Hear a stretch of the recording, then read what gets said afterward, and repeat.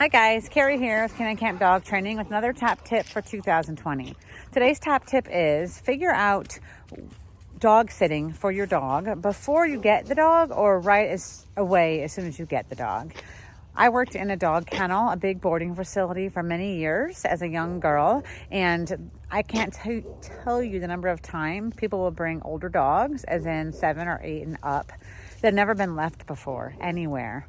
And you might think to yourself, well, I don't really go a lot of places. I stay home. But emergencies can come up, or all of a sudden maybe you have grandkids and your children want to take you somewhere with them and the grandkids and you want to go. So it's really beneficial to your dog to have exposure to that stuff along the way so that you're not just thrusting it into a strange environment before last minute without proper exposure. If you do get a young dog, have a puppy or a new dog, and want to start exploring different options for pet sitting, it's a good idea to try a few different things out, because not all avenues may be available to you at any one given time. Or maybe you have an emergency come up and all the kennels are full, the boarding facilities are full, so you have to use an in-home pet sitter.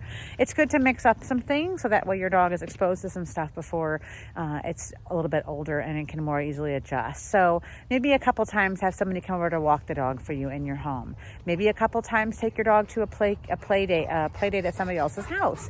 Maybe a couple times take your dog to a boarding facility for daycare, or maybe just an overnight weekend, just to properly expose them to all the different things that going somewhere and staying without you involves while they're young, and can adjust to it a little bit easier. If you find yourself in a bind where all of a sudden your dog is older and you do have to go somewhere last minute, it's always best to try and get that dog to that facility or to that place a few times, or at least once, before you actually leave to go out of town, or to go where you can't be reached or can't come back as quickly. So if you know you're going to go out of town in a week, maybe take the dog for a day or an overnight the week before, so that it can get a little bit of experience there before you actually leave. No, Minnie, don't drink that. Don't drink the puddle. Or if you're going to have a dog sitter, maybe have them come by a day or two leading up to before you leave. Or if you're going to take your dog somewhere, go visit that house before you actually go, if you can.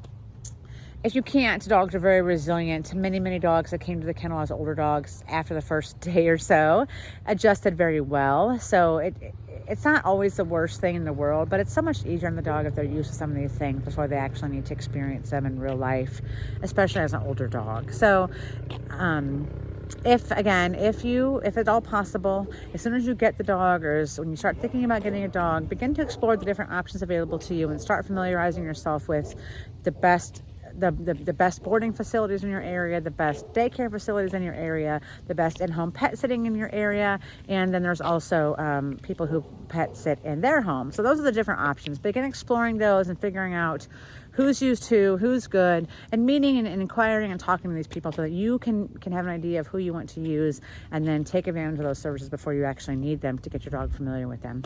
All right. Hope you're all having a great day. Talk to you soon.